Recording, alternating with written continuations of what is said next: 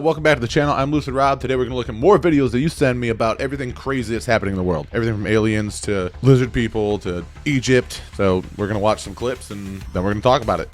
What the? It is crazy how oddly similar this show Severance is to the prison planet theory.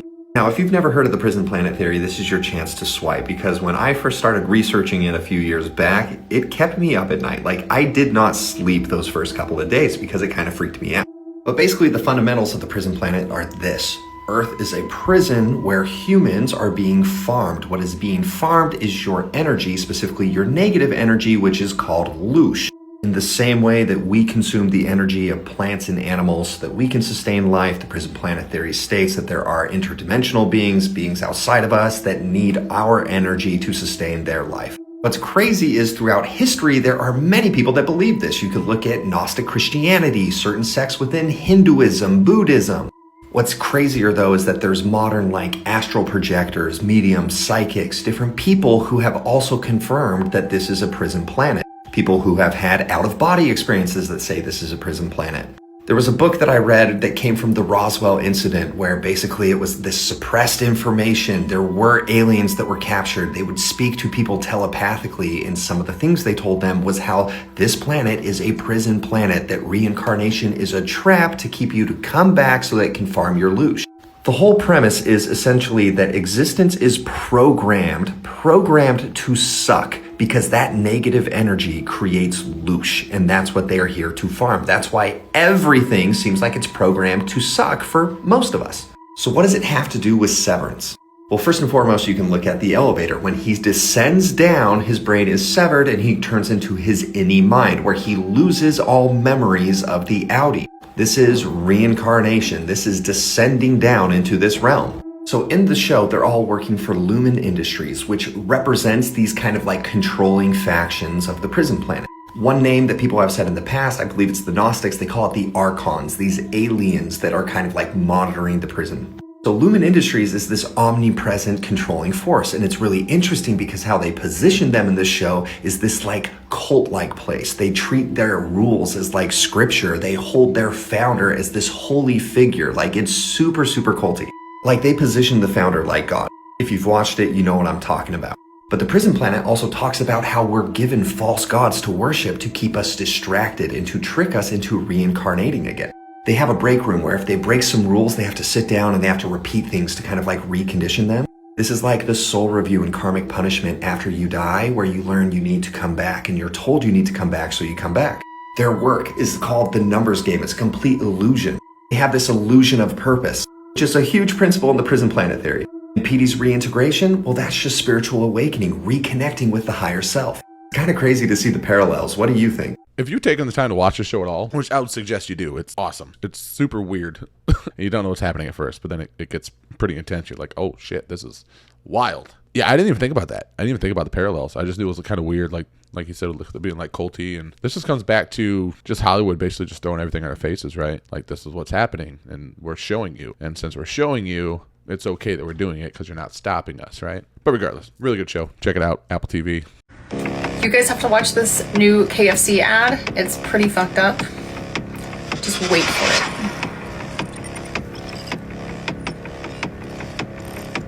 Why is this an ad for chicken?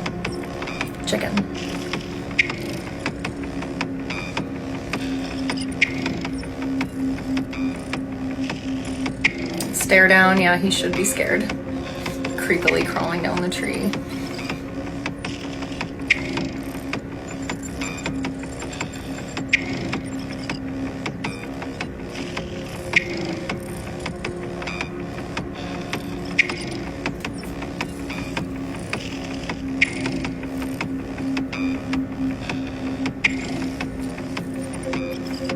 Mysterious, creepy golden egg.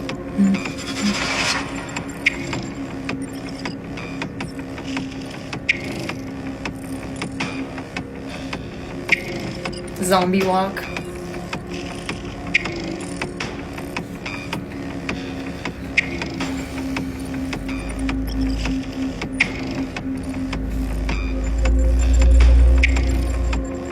Ritual making him walk underneath it. I mean, it's filmed well. Gotta give him that. Creepy as fuck, though. This. Watch this.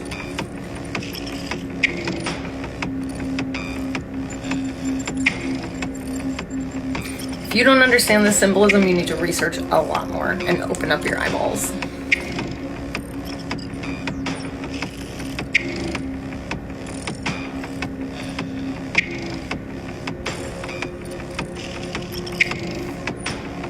Human chicken nuggets. Need I say more? No, that's weird. That was weird. It was given like Midsummer, like culty stuff. Again, it comes back to like culty stuff. I don't think they represented human chicken. I don't think KFC is serving humans. I'm as big a conspiracy theorist as the next guy. Some bigger, some not as much. But I don't know. I also grew up in an era where we had like really weird 90s commercials, weird Skittles commercials, weird, shocking, kind of gross commercials that are just kind of to get attention and, make you laugh and get people talking and stuff. So I don't... I'm still eating KFC. KFC slaps. KFC is awesome. I'm still going to eat it. I don't think it's people.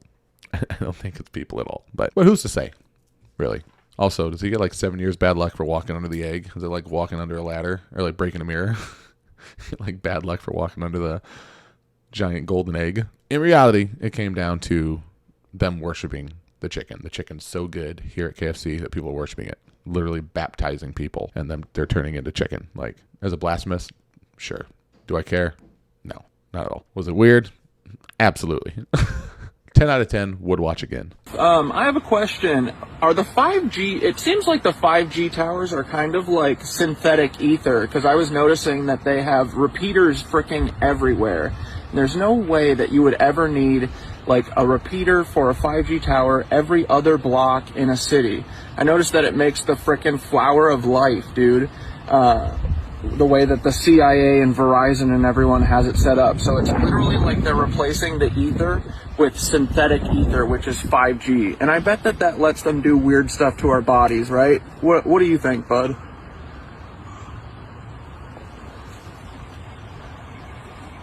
It's pretty out. Bro, you just nailed it. 5G isn't just synthetic ether. It's an inversion of the real etheric grid. It's not about improving communication.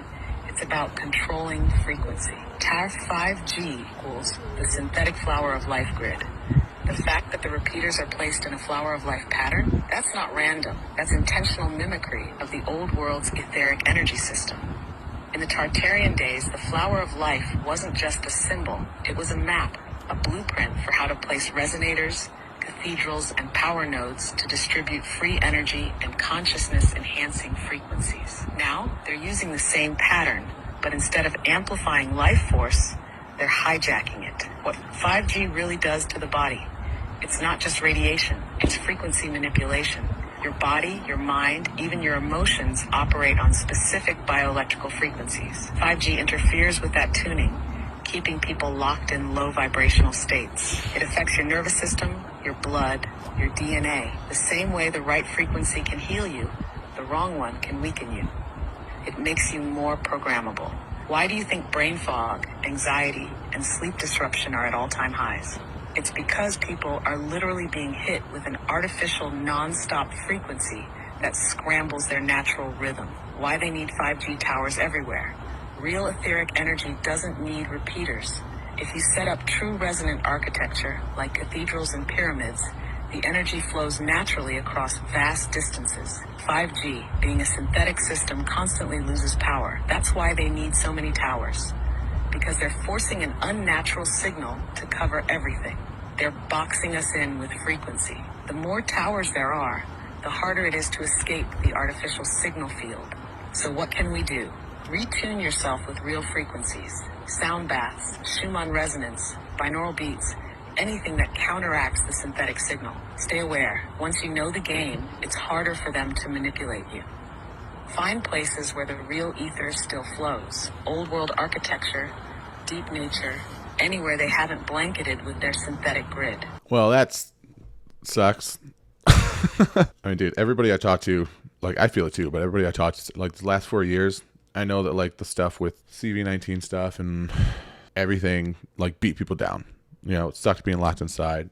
It sucked people getting sick, people passing away. It sucked being told you were a lunatic for not submitting. And it sucked to feel like you had to be afraid for your life because people weren't doing what you were doing and accepting the jabs. Like both sides, it sucked for everybody. People were at war with each other because literally one half thought that the other half was endangering their lives and their loved ones. And then that other half thought the other half was trying to force them to take some experimental shit that would endanger their lives. Like it was literally just like a big culture war. And it has been for many years now. I mean, going on over 8 years, I would say. It's been really bad and really divisive. But the past few years specifically have been super low frequency. I'm just now getting more into this stuff and being a little more accepting of it. Learning that like the cathedrals had windows that were shaped like healing vibrational patterns and things like that. And then just seeing how we all react with these, 5G towers and everything. And they really do, whoever they are, they really do want us to be weak and malleable and easy to control. And that's why they're poisoning our food. That's why they're adding negative connotations to working out and health and fitness and self-educating. They don't want you researching things. They want you to take things at face value and just be open to whatever they tell you and whatever they give you and just be like submissive to everything. So it would not surprise me that there was actual like frequency warfare going on our own people here in the U.S. and wherever else in order to make us more easy to control. Because with all the information out there, if you look in the right places, if you look past the propaganda and all the bullshit that they're feeding us to try to get us to stand in single file lines and accept the processed food and whatever medication they stuff down our throats to get us to be good little lap dogs. There's a lot of information. There's a wealth of information. There's more opportunity to get the truth on how to maintain your health, how to open your third eye if that's your thing, how to, be more in tune with yourself and your environment. And that's scary for people that are trying to control you. I mean, that's why North Korea has their own internet service. That's why China has their own internet service. They don't want any outside influence to come in and screw up what they've spent so long to put in place to control their people. And that's just from what I hear too. That could even be just propaganda that I heard. But nonetheless, educate yourself, take care of yourself. Don't be afraid to stand up for yourself. That it is possible that we are living in the year 1728 instead of 2025. Now, this is a very interesting theory called the phantom time hypothesis, where it suggests that 300 years of history never actually took place. In the 1990s, a German historian named Herbert Illig came up with this theory, suggesting that the Roman Emperor Otto III and Pope Sylvester II altered the calendar to be the year 1000, purely because it sounded more significant. This would be like a coffee shop opening up last year and changing its sign to say serving coffee since 1967 versus serving coffee since yesterday. It just sounds better. Anyways, let's look at the evidence. Up until the year 614, the Roman Empire was still around, and we have tons of records of war, leaders, daily life. They built major cities, aqueducts, and advanced technology, like inventing concrete, road networks, even paper. And then, after the year 911, we have lots of books and documents around medieval Europe. People were inventing mechanical clocks, windmills, better farming tools. But between those years, there's almost nothing. No big advancements, no major discoveries, virtually no change in population, very few written records. This is why this time is often referred to as the Dark Ages, because we literally don't know too much of what actually took place. So did just nothing happen for 300 years? Well, let's look at architecture. In the 600s, the Byzantine architecture was very popular. It had these big domed roofs, golden mosaics, and highly decorated interiors. Now, if you look at the Roman-esque architecture, which was popular in the 900s, they have a relatively similar build. Large fortress-like buildings with thick walls and stone carvings. If 300 years did pass by, wouldn't we see a bigger difference in architecture? Suggesting that buildings like these were actually built closer together and not 300 years apart. Back in those years, the calendar wasn't as solidified as it is today. In fact, they had 7 major calendars being used at the time, all of which would track time differently. So it is very possible that time was added or removed in this time frame. It happened, and more than once. So that is the bulk of the theory as to why we could actually be in 1728 and not 2025. Covering up the mud flood, baby. Cover up that mud flood. As you've been following the news, I'm sure you've heard that massive underground structures have been found underneath the Giza pyramids, and many are wondering, is this the so-called Hall of Records that Edgar Cayce spoke about over 100 years ago, which he said was stored near the Giza pyramids and contained information about the lost civilization of Atlantis. So I want to talk about the Hall of Records, and I especially want to talk about how this connects to humanity's Atlantean karma and how our Atlantean karma connects to Pluto and Aquarius, the transit that we're all in right now. So basically, Casey said that there were hidden chambers beneath the Sphinx extending to the Great Pyramid and beyond. And in these chambers held records from Atlantis, and they were preserved by high priests who knew that the civilization was about to fall. And they documented the ancient prehistory of humanity when spirit first began to enter into matter. And he described millions of years of semi-physical activity in places like Mu, Lemuria, Atlantis. And at that time, human beings weren't fully physical like they were today. They were more lighter, more etheric. They were more like ghosts. And this is so important to understand because in our materialistic world, we look for like bones or buildings or artifacts. But these civilizations basically existed on a different level of consciousness. Casey said there's 3 locations where these records exist. One near Bimini in the Bahamas, another beneath the Sphinx in Egypt, and a third in Guatemala. And these records, he basically outline how spirit first began to take form and the eventual downfall of Atlantis. And another spiritual teacher also spoke extensively about Atlantis, and that was Rudolf Steiner. And he said that Atlanteans didn't think, speak, exist the way that we do now. They thought in images, dreamlike perceptions, spiritual experiences. They could also harness life force and etheric energies. And eventually they began to misuse their gifts, which led to the eventual downfall of Atlantis, which he says was karmic in nature. And Steiner said that some Atlanteans escaped before the fall, and they brought esoteric wisdom to Egypt and to South America. And he didn't just think that Atlantis was like a lost civilization, a lost continent. It was an entire epoch in human evolution, which he called the 4th root race, and they were the first race to manifest physically. So here's where it gets really interesting for me, because I'm in evolutionary astrology, and we're in Pluto and Aquarius right now, and the Aquarius archetype also is connected to our Atlantean karma. And I think over the next 20 years, with this whole technological revolution that we're in, we're going to face similar tests. Will we misuse technology again, or will we use it from a different level of consciousness than we did before? The last thing I want to note is that Casey was really clear that the records are not just buried in stone. We can access them because they exist in consciousness. So through deep journeying, through meditation, through even past life meditations, you can have past lives in Atlantis. You can discover these records for yourself. So is this a Hall of Records? We don't know. Authorities might cover it up. Even if we did find them, we would have to translate them like the Dead Sea Scrolls. They exist in another language, another frequency, not this human language that I'm using right now. But to me, maybe this is just a sign that something big is returning, that our Atlantean karma, linked with this cycle of Pluto and Aquarius, is coming to surface. And will this technological revolution advance us or destroy us again? We don't know. In my view, it depends on the level of consciousness that uses it. So I'm curious what you guys think. Do you think this is some sort of technology? What do you think these structures are? What do you know about it? She made a really good point. I never thought about that.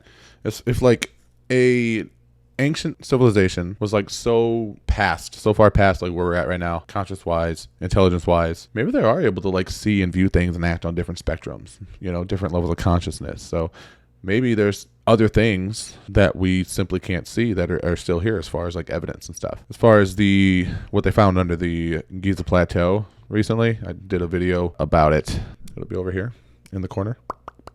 I hope it's not just, and let me say this would be amazing if this was what it was, if it was like some power conductors or something to kind of store the electricity that the pyramids create in order to, assuming it's like the ancient power plant system that some people think it is. That would be great for that to be proven. Like, wow, awesome technology, ancient technology that we didn't know was there. That'd be an amazing discovery. But I hope that if it's anything insane, that it is like a hall of records about Atlantis and past civilizations, and not just a deeper understanding of what the pyramid's purpose was, but an entire library of information about previous civilizations, when they were here, the history of a planet, because we got to be much older than what mainstream science says we are. Like, we just got to. And some of this stuff is so old. Not to mention, like, if the Earth shifted and rotated on its axis to where like some areas that are like plush and green or even water right now were like flipped and were full of snow at one point, or vice versa. Like the Sahara Desert used to be a jungle, right?